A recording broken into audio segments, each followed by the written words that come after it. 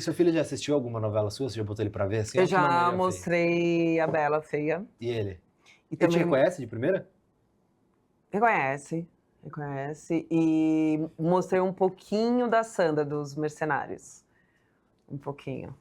Só que ele achou muito agressivo, Muita obviamente, cena, né? né? Ai, mamãe, tá se Não, afogando. batendo na cara da mãe, né? Pá! E eu...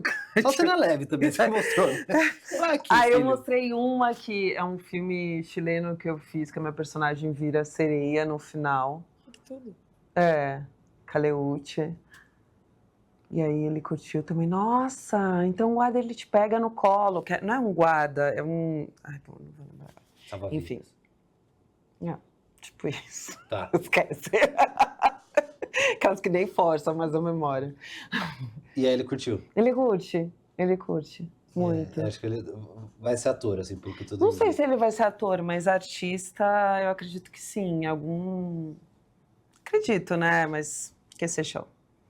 E você tá fechou o podcast com a Samara Filippo e com a Carol Figueiredo. Carol. Que é o Exaustas. Exaustas. Como vocês já eram amigas, decidiram fazer ou meio que foram se conhecendo pro projeto? Como é que surgiu a ideia? Eu sou muito amiga da Samara, muito, de muito tempo. Bom, na época do Profeta, que eu tive mais contato com ela. E ela é muito amiga da Carol. E na época da pandemia, a gente... vamos fazer uma live no Dia das Mulheres, Internacional das Mulheres. A gente fez. E fez muito... Um monte de mulher. Ainda, Super.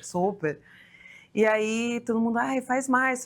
Daí virou Segunda das Exaustas. E a gente ficou fazendo a nossa sorte, que foi um dos profissionais, diretores da Wondery, da Amazon, daqui do Brasil, também assistia. E aí, depois de um ano, a gente começou a levantar PDF, tudo, para fazer os Exaustas. Cara, e são temas, assim, muito fortes, né? Interessantes também. São. Que acho que gera muita discussão ali, principalmente no que vocês propõem a falar. Como é que vocês chegam nos temas entre... A gente tem propriedade, esse aqui a gente gostaria, isso aqui pode repercutir bem, isso aqui talvez seja um tema para não agora. Como é que vocês chegam nessa... É muito um consenso junto com a Wondery e bom, Samara, também a Jéssica, que é a nossa roteirista, Carol, a gente vai... E as meninas, né? Tem as meninas que também ajudavam no roteiro. Então a gente vai levantando, vendo o que é importante. Mas sim, tô falando foi porque a gente fez uma temporada e a Wondery da Amazon fechou na América Latina. Que da hora. Inclusive chegou uma mensagem aqui da Cláudia falando: você tem um podcast que eu amo, sou mãe solo e me identifico muito com você, achei seus relatos muito fortes. Que ela... São fortes também. Cara, quando eu vejo, eu tô falando. Eu tenho uma pergunta sobre isso, assim, porque a minha geração cresceu vendo as suas personagens. E sempre foram mulheres muito pra frente, assim. Em sua maioria dos personagens, sempre foram mulheres disruptivas. O que faz parte um pouco de você também. E agora com o podcast Exaustas, eu sinto que é uma nova fase que a gente também tá crescendo junto com você. Que é essa fase das pessoas se entenderem dentro de um relacionamento, se entenderem como uma mulher mais madura, como mães, ali dentro do puerpério. Você sente esse peso de estar formando essa geração de mulheres junto com seus trabalhos? Não digo peso, mas eu sinto esse movimento muito forte, assim, de, sei lá, 8 anos para cá, eu vejo que tanto o Exaustas eu produzi e dirigi, né? Então é algo muito consciente, assim. E agora eu tô escrevendo um roteiro também que fala sobre isso. Eu tô num movimento muito potente para levantar esses temas tão importantes para nós mulheres. Ainda mais nesse momento que a gente está vivendo, né? Que a extrema-direita fascista está em alta. Então, tenho certeza. É muito importante a gente se acolher e falar sobre esses temas. Porque a gente tem que entender... É necessário a gente entender que a falência não é pessoal, né? Muitas vezes a gente sente situações que a gente fala, sou eu. Não, é uma sociedade inteira que foi criada Assim, é só ver Eva, né? A gente foi feito da costela de um ser, como assim, né? E nós somos o demo, né? Que comeu a maçã. Então, isso é muito... É muito difícil a gente sair dessa história. Então, quanto mais a gente se unir e se comunicar e abrir as nossas histórias, é melhor de geração em geração. Pode falar. Sim, com certeza. A gente se sente bem mais acolhida, assim. Eu agradeço pela disponibilidade, porque não é todo mundo que quer dar a cara a tapa pra falar de assuntos tão polêmicos. E, cara, isso é muito importante. Foi muito importante na minha vida pessoal. É importante porque as suas novelas, a minha mãe vê que minha mãe tem 60 anos. Então, ela foi entender o que era um relacionamento abusivo através das novelas que ela via. Então, eu agradeço muito pela disponibilidade do seu trabalho e queria muito parabenizar por conta disso.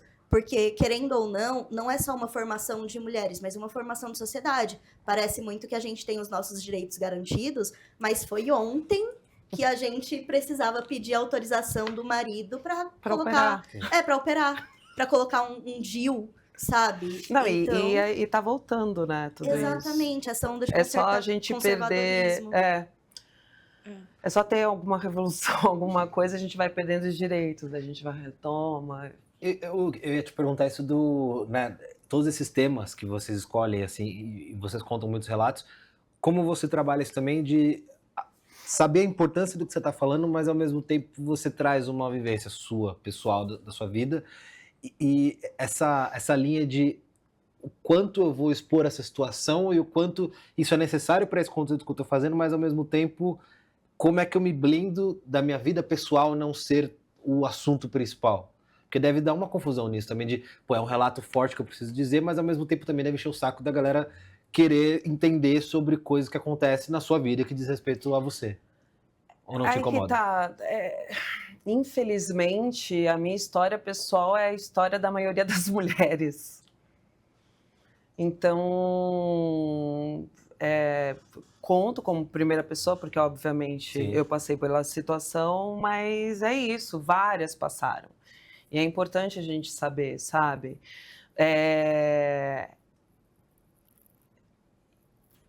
E todos os temas que eu levantei, a maioria foram temas que eu já venho trabalhando na terapia já faz um tempo. Então não é algo...